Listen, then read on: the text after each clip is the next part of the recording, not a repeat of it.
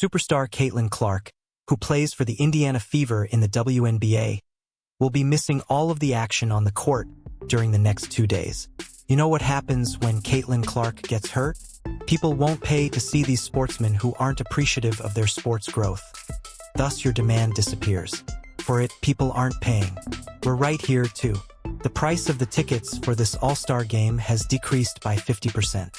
For the WNBA, what was meant to be Caitlin Clark's coronation week in Indianapolis has become a nightmare, anticipating unprecedented attendance and enormous profits.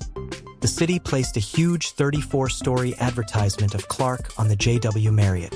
Instead, the All-Star game was boycotted by irate fans and left empty seats. Everyone is asking the same question.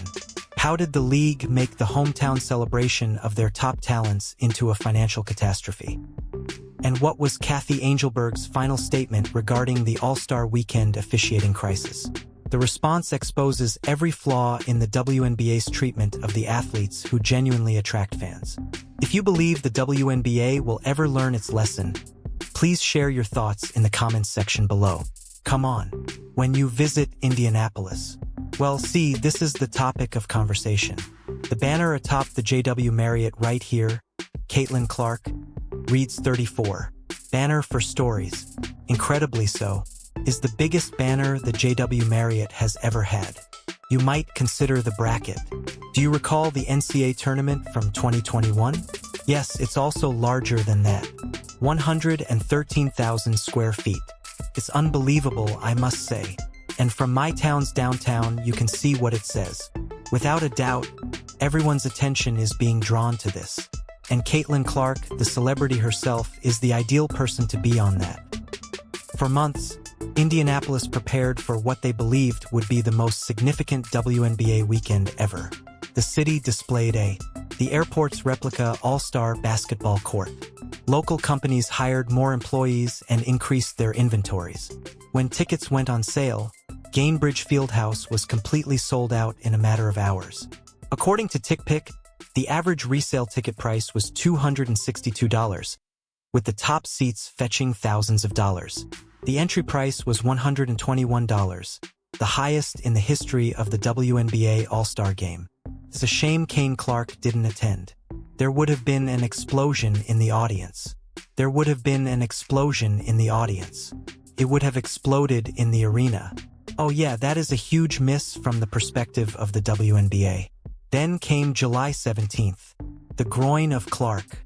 When social media saw the injury notification, things instantly changed. The ticket market was absolutely collapsing hour by hour. After the news broke, the 262 average prices fell to $64 in a matter of hours. That represents a 75% decline in value.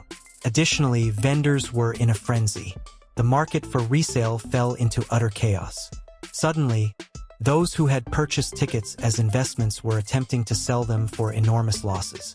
The admission fee decreased from $121 to about $65. Furthermore, purchasers weren't exactly scurrying in at those incredibly low prices. This wasn't a slow deterioration over several days. This was a monetary disaster occurring on social media in real time. Following the announcement that Caitlin Clark will not be playing, the price dropped from $121 to just $64. People are selling their tickets so much that they want to get rid of them. They are saying things like, "I'm done. I don't want to watch Caitlin Clark's not. I bought tickets solely to watch Caitlin Clark in the All-Star game. I made accommodations solely to get to Indiana to watch Caitlin Clark in the All-Star game. She's injured. I have no interest in that anymore." 120. All right. Do you want to pay 100? Oh no. All right. I suppose I must reduce it to 80. You don't want to spend $80 on it? All right. I suppose I'll reduce it to 70. Would you rather not purchase it to 70? I suppose I will reduce it to $64. The WNBA is observing these patterns and has direct knowledge of Caitlin Clark's value to the league. What's even more cruel about this? This trend had previously occurred, but not to this extent. Road game fees fell sharply when Clark's quad issue in May caused her to miss regular season games. Prices dropped 47% for the Washington game and 71% for the highly sought-after Chicago matchup. However, those were games from the regular season. The crash was unprecedented, and it happened during her hometown's All-Star game. The cost of the tickets, demand plummeted. Without number 22, Caitlin Clark isn't the only on-court product that suffers. Economic opportunities have been negatively impacted for the entire weekend. The first non-allout of the season was going to occur at Gainbridge Fieldhouse. Consider that. For the largest basketball weekend Indianapolis had hosted since the NBA All-Star Game, a building that had been packed for nearly 2 years for every Fever game now had vacant seats. For all of them, the math was cruel. Suppliers who had made investments, thousands of dollars worth of All-Star Weekend stuff, was facing enormous losses. Hotels and restaurants that had anticipated record attendance were now facing cancellations. As reality set in, downtown Indianapolis had an economic rippling effect. However, if Caitlin Clark were present, the number of customers who would visit the arena's stores and vendors would be far lower. Businesses in the neighboring restaurants, neighborhoods, and tourist destinations won't see as many customers as they would if Caitlin Clark were in good health. One guy missing a single game wasn't the only issue here. Admirers were making it quite evident who genuinely generates interest in the WNBA. Ticket prices don't plummet like this when other elite athletes are hurt. In essence, the market was stating that it was not worth going to the All-Star game without Clark. Something the league badly didn't want to acknowledge was made clear by the crash. One player was the foundation of their entire season-breaking performance. All of those revenue milestones and attendance records suddenly seemed far less significant without her. For the second time in history, a real star was expected to play in the WNBA All-Star Game this year. Usually, athletes that no one has ever heard of are included in this festival of pretend basketball. There was more to Clark's groin injury than meets the eye. After months of increasing physical play that the referees repeatedly refused to call, this was the predictable outcome. The referees continued to ignore their concerns as opposing players discovered they could snatch, push, and beat Clark without facing any repercussions. How did Caitlin Clark's injury prevent her from playing in an All-Star game in Indiana? It all began during her first season last year, when she was given 20% of the league's egregious fouls. And Angel Ree in the Chicago Sky was the source of the majority of them. Furthermore, these weren't plays in basketball. They were getting up laughing about it, in addition to fouling her, giggling about Caitlin Clark's assault. In any other workplace, people are imprisoned for their actions. From a great distance, Stephanie White anticipated this. The Fever coach has been criticizing the refereeing throughout the season, claiming that they can play with a level of roughness against her that other players aren't exposed to. White was not exaggerating. Referees ignored her as she watched her best player being battered in game after game. Indeed, they are able to use a certain degree of physicality against her. As an opponent, I was aware of it, I'm not precisely sure why, but it seems to me that it's her coach. It simply is. Additionally, we need to teach her how to adapt and use it against them in certain ways. We need to figure out how to make things a little bit simpler for her, However, our league's general level of physicality has been higher than it has been in a while. Let's face it, what was going on the court was real. The perennially poor second-rate officiating that was transforming games into ugly physical confrontations was criticized by the Washington Post. They actually proposed that the league adopt a bruise as its new logo and no call as its new motto. It's not exaggerated. Every night, that was what the fans watched. Do you want concrete examples? Teams were pounding and hooking Clark without making any calls. Defenders were captured on camera forcing her off screens, grabbing her arms, and fouling her on drives without using whistles. The referees merely observed it. Targeting Clark became a valid tactic for rival teams as a result of this culture. I also noted that Caitlin Clark was the only one there last year. All the hits were going to Caitlin Clark. All the hate was directed at Caitlin Clark. Sophie Cunningham, however, has been introduced this year. Other than Aaliyah Boston and Caitlin Clark, she receives more egregious fouls than any other player in the league. She has also been struck. The consistency, however, is the worst. As a result, they rarely call egregious fouls, and Caitlin Clark is frequently suspended for the duration of a game. Fouls are not called. Common fouls are not called. Guess what happens when it's the Indiana Fever? This is a touch foul. This is a touch foul. They make no calls at all. Here's what exacerbates the situation. Officials have protected other famous athletes throughout sports history. The biggest draws in the league are typically not treated like test subjects. However, Clark was being crushed as the referees pretended they had forgotten their duties. The statistics demonstrate that the league is not doing enough to safeguard its players. Over the last 2.5 seasons, there have been 57 head and neck injuries. The same Washington Post report says small forwards and guards are being crushed in particular. This wear and tear isn't typical. This is a trend of risky play being let to go on. Lisa Leslie is fully aware of the groin injury Clark is dealing with.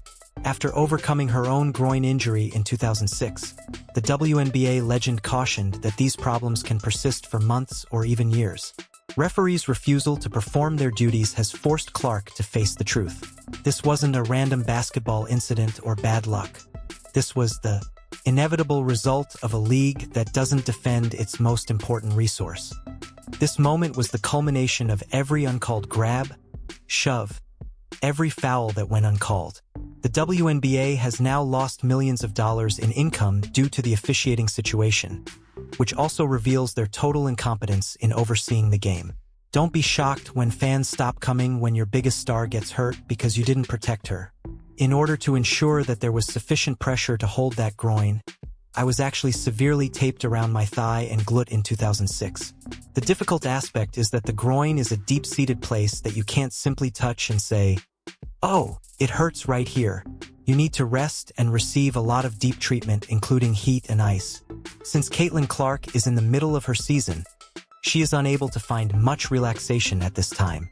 However, I believe that injury is particularly difficult since it persists. You can feel fine regardless of the amount of medication you take. You return to the world. One step, one direction shift, and suddenly you're experiencing the same kind of pain again. It will therefore be a difficult injury for her to deal with. How much time did it take you to get well? Since I play tennis, I can honestly say that I still feel the effects of that injury because I'm not sure whether it will ever truly go gone.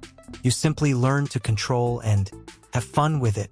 Everyone was waiting to see how Kathy Angelbert would handle the most significant crisis of her time as WNBA commissioner, as supporters coordinated boycotts and ticket sales plummeted in real time. This was her chance to take charge and solve the officiating issues that caused Clark's injuries. Rather, she gave precisely the type of corporately sterile reaction that infuriated fans. Over the past few days, a number of coaches and players have voiced their dissatisfaction with officiating without merit. I would like to know if officiating is a problem and how it may be made better. It is evident that there are issues or a discrepancy between the opinions of referees and players and coaches. Phoning, in fact. Angelbert delivered the standard executive non-answer when asked about the refereeing problems during All-Star Weekend. She convened a productive and cordial discussion with more than 40 players and league stakeholders, focusing on common objectives while avoiding the main issue altogether. Fans were not interested in learning about successful meetings. They demanded that the referees who allowed Clark to be beaten up during the season be held accountable. Having been a sports fan for 60 years, I am aware that no one is ever satisfied with officiating. We're working hard to ensure that we're putting the greatest product on the floor, and our officiating personnel adhere to that. All sports deal with that. She disregarded the financial. The disconnect was striking. While ticket prices plummeted and businesses suffered huge losses, Angelbert was discussing team profitability and constructive dialogue. Fans were literally voting with their wallets, and she pretended that nothing had changed. You know what fans really wanted to hear? A straightforward admission that the officiating had been awful. They wanted tangible changes to protect players like Clark. They wanted someone to acknowledge that it is bad for business to let opposing teams target your biggest star.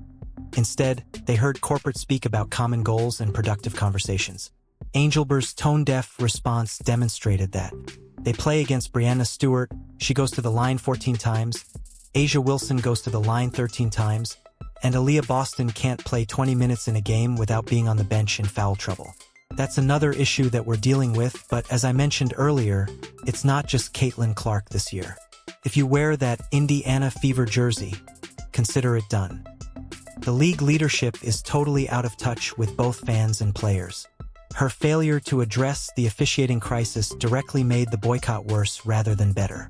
When your biggest revenue driver is hurt because the referees won't protect her, and your response is corporate platitudes about productive dialogue, you've lost the plot entirely. Fans saw right through the hollow promises and responded accordingly, stopping to buy tickets. The WNBA got exactly what they deserved, an all-star game that fans called an abomination to the sport of basketball. Without Clark, the league was left trying to sell a product that nobody wanted to buy. Referees are not going to be fair, and they will cheat and do whatever it takes to comply with the higher-ups. This was supposed to be the season's showcase event, but instead it felt more like a practice scrimmage that no one cared about. You're going to mess around, and a huge group of fans are going to say, "Enough is enough." The game itself was a painful reminder of what happens when you don't protect your stars. With empty seats dotted throughout Gainbridge Fieldhouse, a lackluster atmosphere, and awful basketball. Something like this has never happened in sports before, yet you don't see other leagues constantly boasting about their fan bases as this league does. They're managing there. The four-point shot gimmick made things worse. Instead of real basketball, NS watched what one source called a glorified layup line with players simply jacking up shots from way behind the arc. The lack of defense was embarrassing.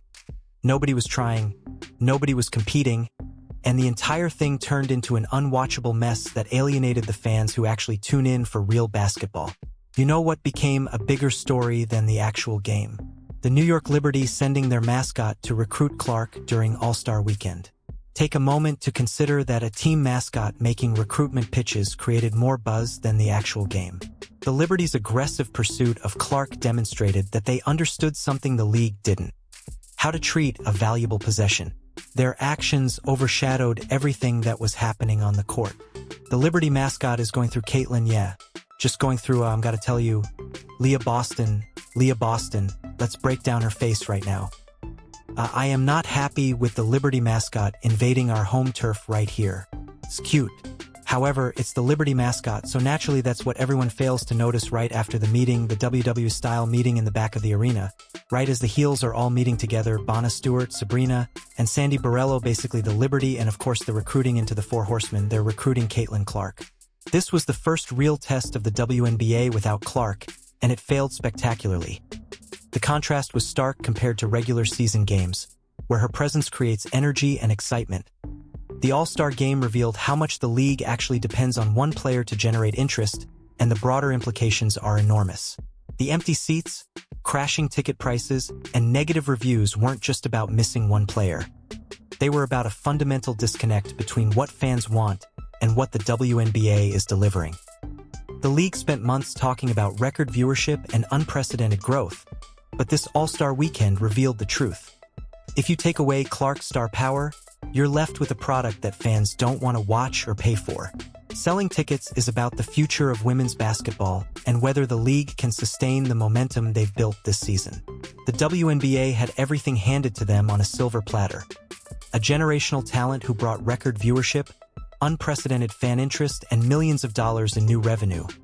But they managed to turn it into a cautionary tale about what happens when you refuse to protect what matters most. Poor officiating, tone-deaf leadership, and a complete disconnect from fan expectations created this mess. The real question facing the WNBA is not that Caitlin Clark's story is over, but rather that fans are demanding better from a league that is obviously in need of change. Let us know in the comments below if you believe the WNBA will ever learn its lesson. Please like, subscribe, and turn on all notifications so you never miss it. Click the video on the screen, and we'll see you in the next one. Will they learn from this costly lesson? Or will they continue making the same mistakes until there's nothing left to save?